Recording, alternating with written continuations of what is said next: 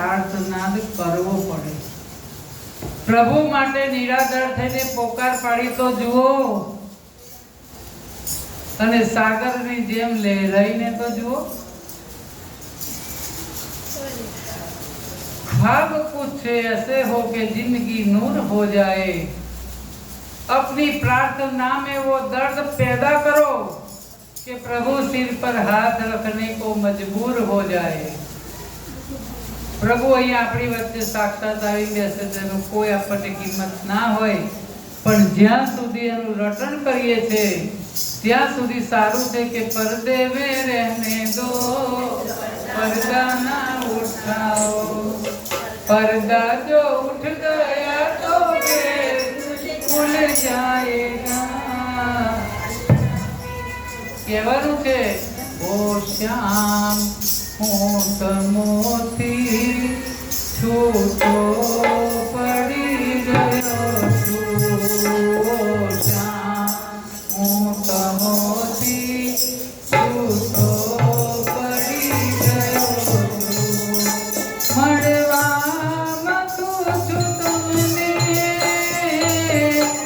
મળવામાં તું છું તમને વિખૂટો પડી ગયો છું। ઓ શ્યામ હું તમોથી છૂટો પડી ગયો છું।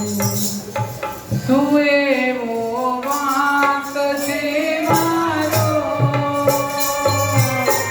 કયો અપરાધ છે મારો, જીવન નહીં હાથનો દોરી, ઘણો છે દૂર કિનારો।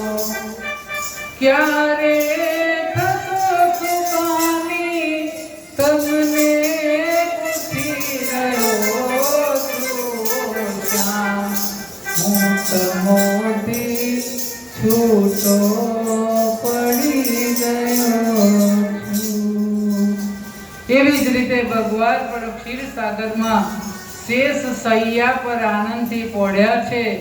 એમના કાને અવાજ પહોંચવો જોઈએ। અવાજ પહોંચવા માટે જોર જોરથી નામ કીર્તન થવું જોઈએ। સામાન્ય અવાજ કાન પડે એમ નથી, પણ આપણા આર્તનાદનો જોઈએ, અંતરનો અવાજ પહોંચવો જોઈએ કે કાલી કમલી વાલા मेरा यार है, मेरे मन का मोल तो दिलदार है।